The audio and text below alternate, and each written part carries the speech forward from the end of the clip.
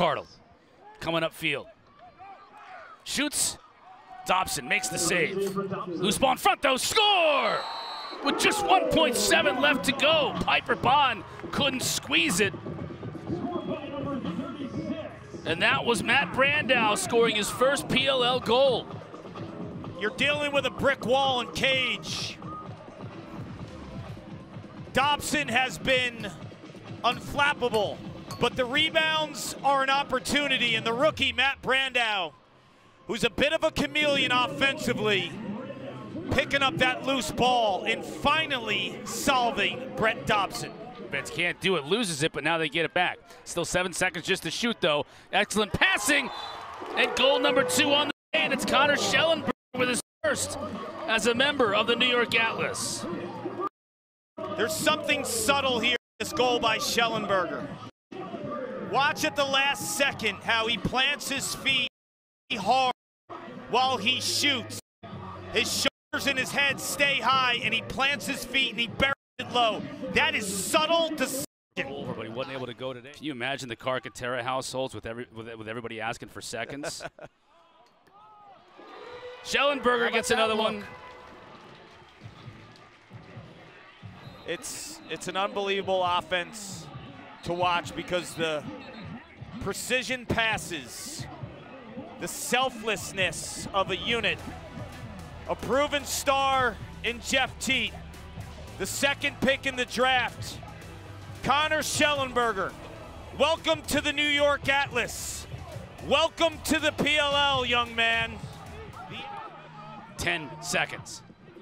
Knobloch shoots and scores! The Rook. Knobber. Grab that one out of the cage. First professional goal, excuse me. Welcome to the league. Shane Knobloch.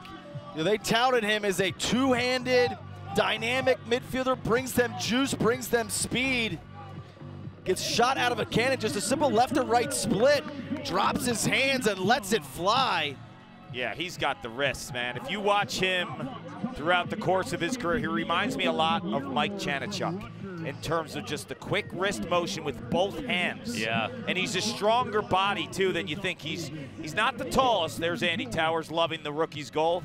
But he's built like a fire hydrant, so he could soak a check, and he's so two-handed. Towers. Sometimes go that's here, an issue. go. Zawada scores! Well, whatever Coach Sudan drew up at the half, it's working because Denver scored the first 3 in the first 2 minutes of the second half. It looks like he's guessing low on this shot count. Ryan, watch his body language as Zawada releases the ball. Yeah, you're gonna see beautiful ball movement here off a dodge by Handley. You know, as Handley goes to the cage, he draws a double team. The rotation is just late. And Zawada steps into it. He's guessing low here, and he got caught.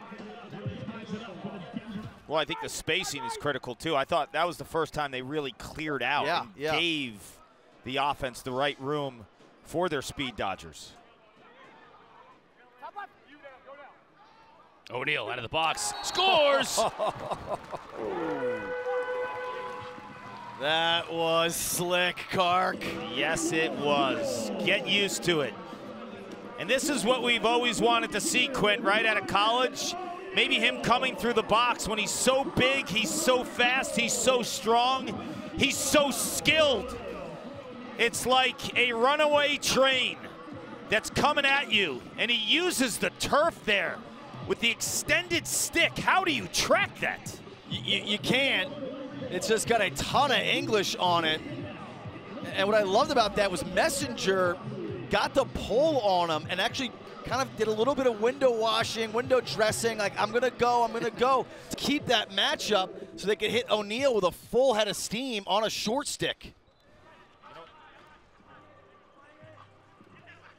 Scott, he shoots and scores! We saw it from Minikis earlier, now we're seeing it from Scott Ross, the speed players. Yeah, when you look at Ross Scott, his secret sauce is his feet.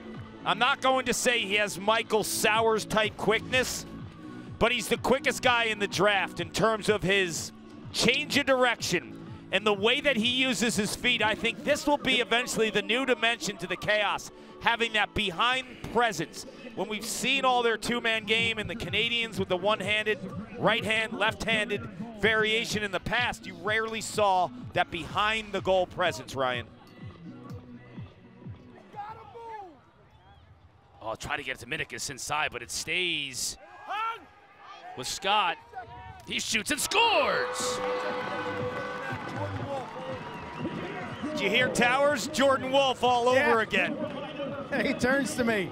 He said, I told you, that's Jordan Wolf all over again. That's some high praise.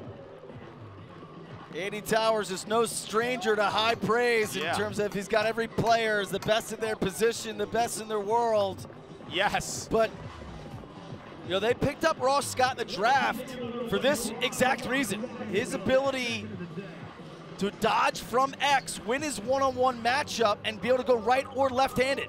In the third round, and a lot like Jordan Wolf, shot out of a cannon, but Wolf had such strength around goal line extended. You see Scott here with the offhand, soaking the check. Quint, you got to ask him why he thinks he's the next Jordan Wolf.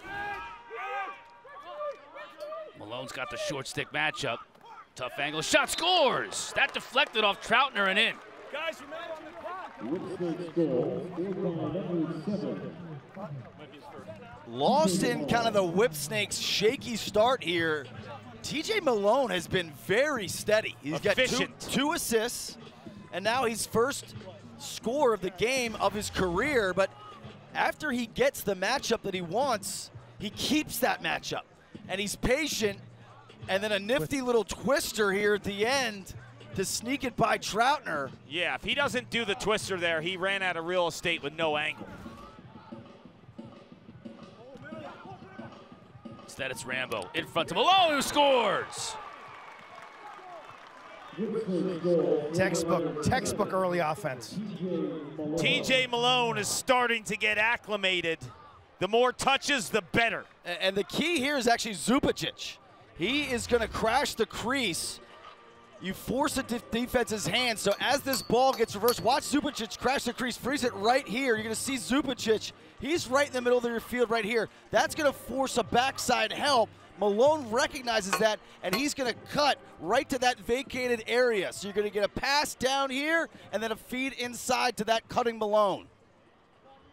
So important when you're the LSM or the defensive midi and you're the first guy down, whether you pass to the wing, to cut the crease. Cut the crease. You're good, you're good. Kahn comes upfield against Camizio. He shoots, hits the pipe. Malone hits the empty net.